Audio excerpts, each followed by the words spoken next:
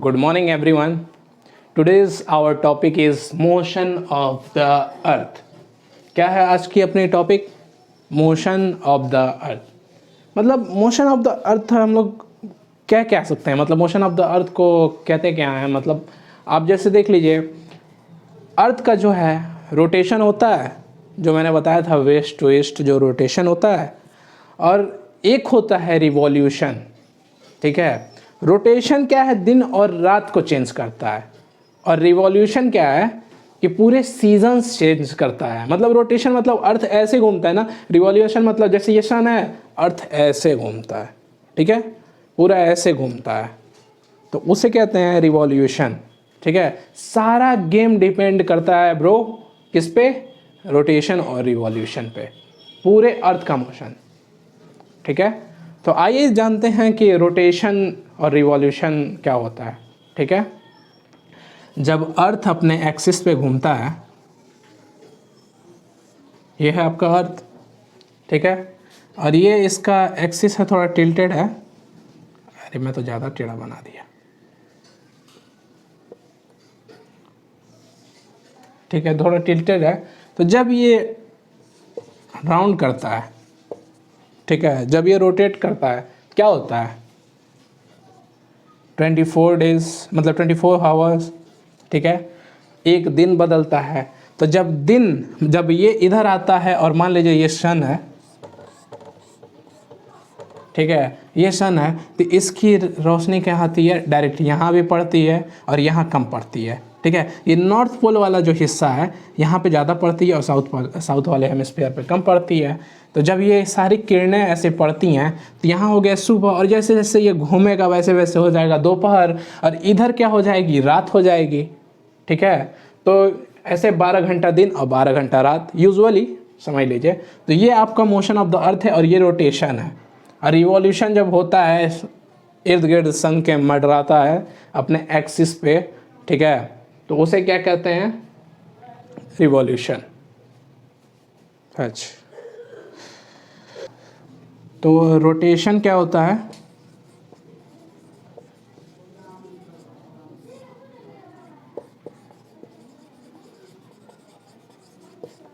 Movement of earth on its axis. जब अपना अर्थ waste waste घूमता है, मूवमेंट होती है, और दिन से रात हो जाता है, रात से दिन हो जाती है, उसे हम कहते हैं रोटेशन।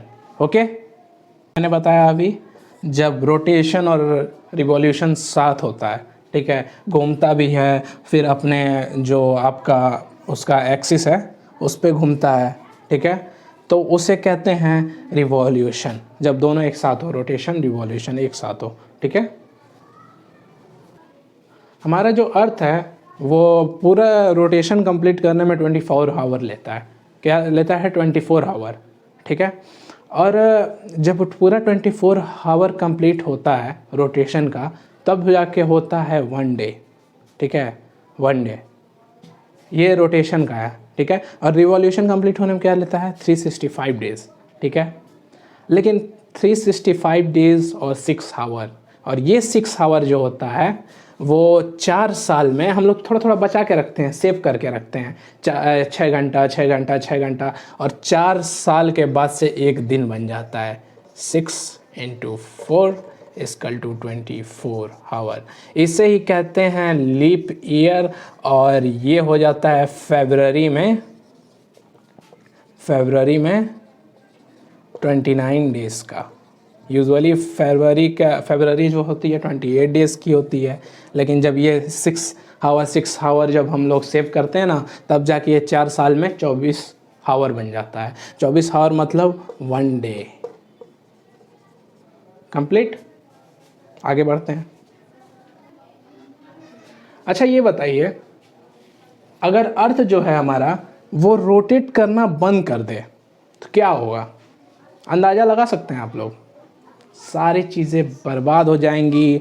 अर्थ पे लाइफ जो पॉसिबिलिटी है लाइफ की, वो ख़त्म हो जाएगी।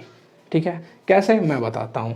अब ये जो है हमारा अर्थ, इधर से आ रहा है धूप, इधर है रात। ठीक है, ये देखिए, इधर पड़ा है धूप यहाँ पे थोड़ा, नॉर्थ पोल पे, लेकिन नॉर्थ हेमिस्फीयर पे चलिए ये भी ऐसे कर देते हैं आपका ये, ठीक है।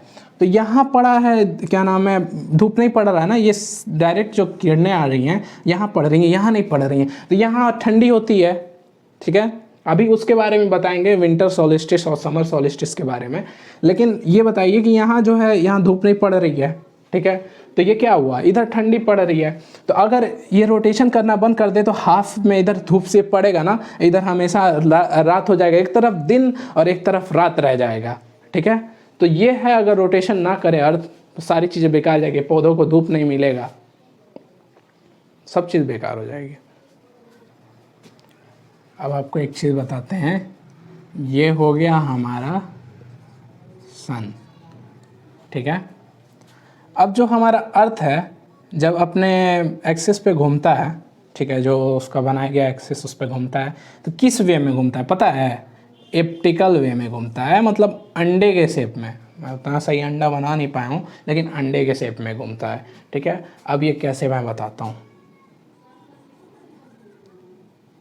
ये अपना अर्थ हो गया, ठीक है, और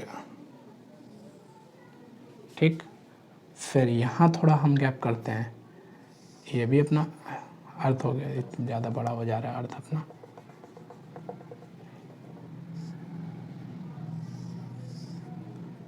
ठीक।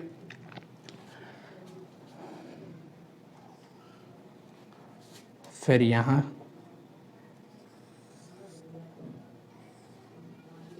फिर यहाँ, ठीक है। अब देखिए एक चीज़, ये जो है सन की रेज़ बराबर पड़ रही है यहाँ पे, ठीक है, दोनों को इधर भी पड़ रही है, इधर की भी पड़ रही है, ठीक है। और यहाँ देखिए आप, यहाँ साउथर्न हेमिस्फीयर पे ज़्यादा पड़ रहा है और नॉर्थर्न हेमिस्फीयर पे पड़ ही नहीं रहा है, ठीक है। और यहाँ आपका नॉर्थर्न हेमिस्फीयर पे ज़्यादा पड़ रहा है, लेकिन साउथर्न हेमिस्फीयर पे पड़ ही नहीं रहा है।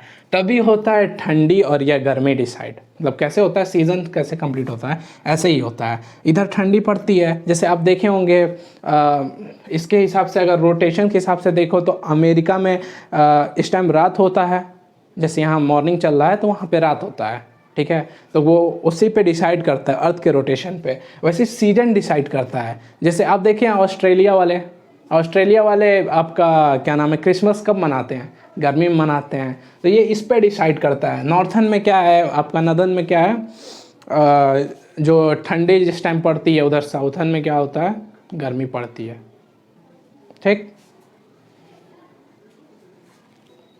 अब देखिए सीज़न कितने तरह के होते हैं, आपको पता है सीज़न कितने तरह के होते हैं? एक होता है समर, आप लोग जान ही रहे हैं, इसी टाइम इतना गर्मी पड़ रहा है। एक होता है विंटर, एक होता है स्प्रिंग, एंड एक होता है ऑटम, ठीक है। चलिए अब देखिए 21 जून को क्या होता है कि सन की डायरेक्ट रेज जो हैं, ठीक है, वो अर्थ पे पड़ती है, ठीक है, 21 जून को, ठीक है। तो शॉर्टेस्ट नाइट हो जाता है और लॉन्गेस्ट डे हो जाता है। कैसे बताते हैं, इंतज़ार करिए।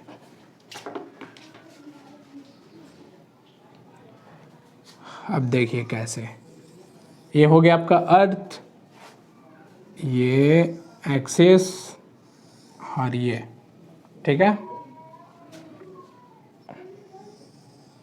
थोड़ा टिल्टेड मैनर में रहता है, नॉर्थर्न साउदर्न, ठीक है, नॉर्दर्न और साउदर्न। ये हो गया हमारा सन, ठीक है, ये हो गया आपका सन।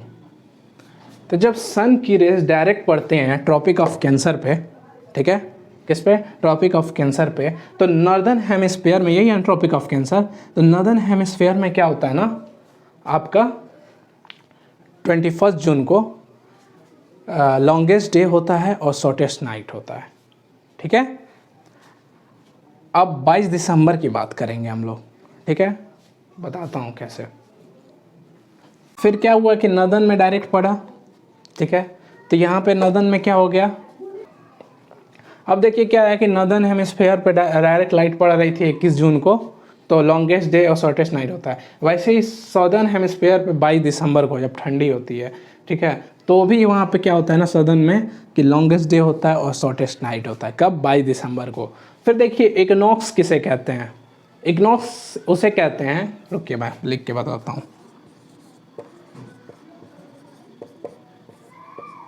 जब हाफ डे हो, हाफ नाइट हो,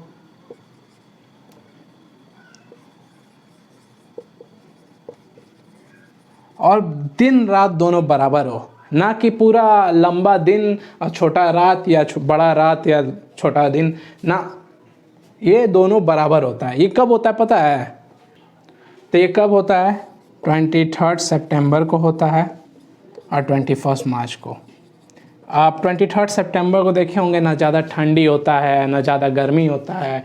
21 मार्च को भी यही हाल होता है कि ना ज़्यादा ठंडी होता है ना गर्मी होता है। बसंत ऋतु जब आती है, ठीक है, और यहाँ से जब ठंडी शुरू होता है, ठीक है, तो देख रहे हैं आप, मतलब जब क्लाइमेट एकदम इक्वल रहता है, क्लाइमेट में भी दो राय नहीं होता है, सब इक्वल होता है।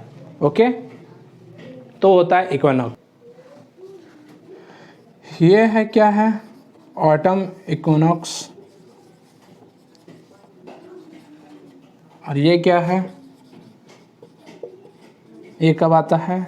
21 मार्च को, स्प्रिंग इक्विनॉक्स, बसंत ऋतु वाला।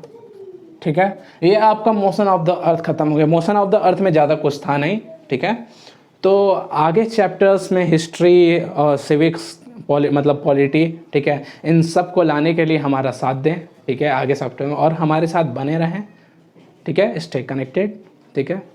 तो सब्सक्राइब करें और शेयर करें। Thank you.